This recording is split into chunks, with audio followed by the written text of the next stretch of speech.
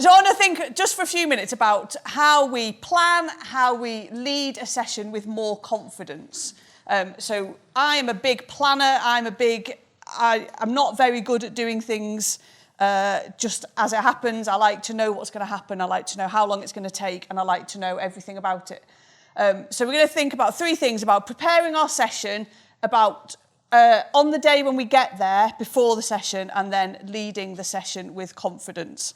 So when we think about planning our session, thinking about where we're starting from. So I always like to start from the Bible passage or the verse that I'm thinking about, and making sure that I've spent time knowing that passage. Because actually, if you're coming to your group and you know you're doing, for example, the Good Samaritan, we've all known that story since we were tiny. But actually, it's really important that we still sit down, spend time with that passage, because actually God wants to speak to us as much as God wants to speak to the young people. So it's really important that we spend that time with our passage. And then, what am I doing with this passage? Okay, we know the point of the Good Samaritan, but actually, what am I trying to send the young people home with? And it may be that actually you're not starting from the Bible passage, and that's equally fine. There may be something going on in your group that you need to deal with, whether that's, bullying or, stuff happening that you know is happening in your community that actually needs dealing with. Well, that's fine, but then actually what does the Bible say about bullying? What does the Bible say about whatever it is? So starting from the Bible and what God wants us to say through that.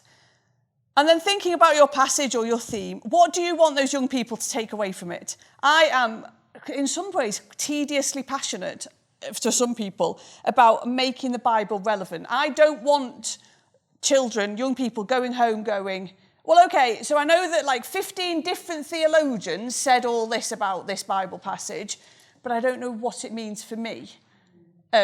What is that point? What is the point you're trying to make? When I plan anything, my planning sheet that I share with my teams starts with the date at the top and then Bible passage, point. So in big letters, before you've even thought about anything you're going to do, at the top of the piece of paper it says the Bible passage and the point that you're trying to make. But then how are you going to make it accessible, interesting and memorable for them? We're not diluting it down, we're pointing them to Jesus, we're pointing them to the presence of God.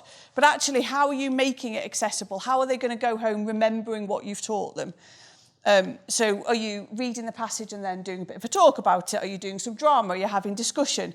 How are you going to make it relevant to them? How are they going to go home having enjoyed it, but also remembered what you want to do?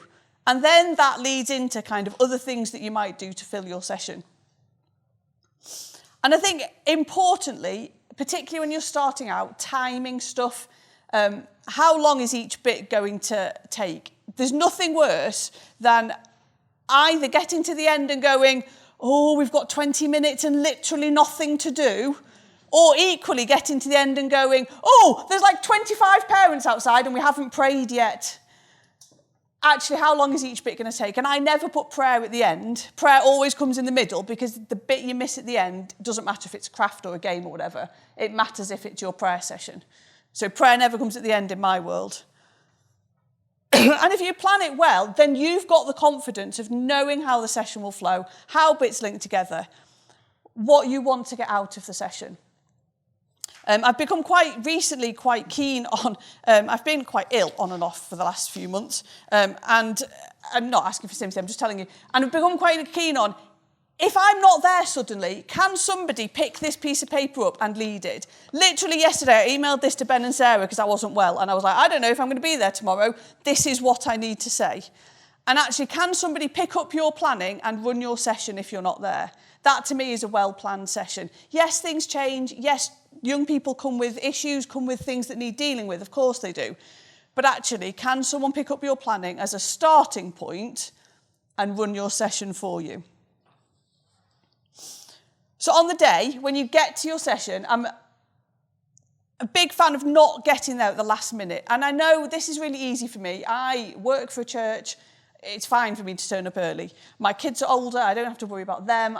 I'm in a position where I can say, I'm leaving at this time and I can leave my house and it's fine. I appreciate that's not true for everyone, but actually we need to be ready in plenty of time. We need to be able to greet those young people. We need to be able to say hello to everybody as they walk through the door.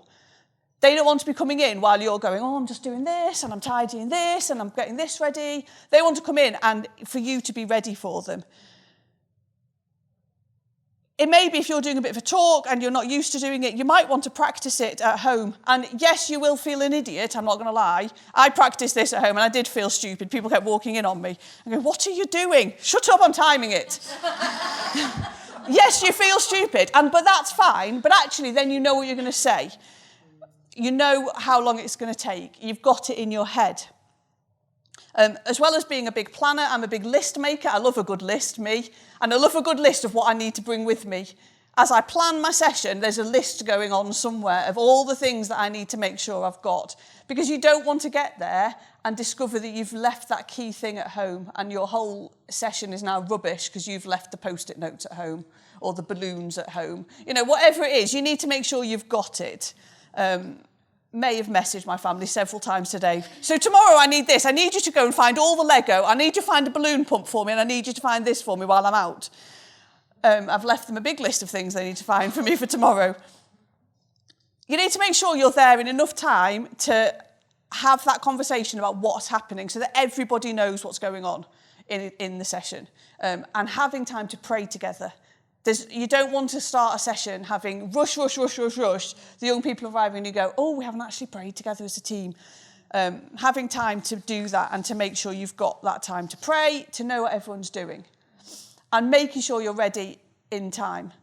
I always make sure on a Sunday morning I have to set up all our Sunday school stuff at church in a different building, but I make sure it's done by 10:15 so that I'm standing outside church, often in the rain, at 10:15 to greet every child and every family. And frankly, many dinosaurs. I'm always talking to toy dinosaurs somehow every week. So I've had that conversation with every child, every young person, every family who's walked in, every toy dinosaur. I've talked to them all as they've come in to make them feel important and special and they know what's going on. So you've done your planning, it's brilliant. Anyone can pick it up, go off and lead it. You've set up, it's gorgeous, everything's ready. You've prayed, all the rest of it. How are you going to deliver that session with confidence?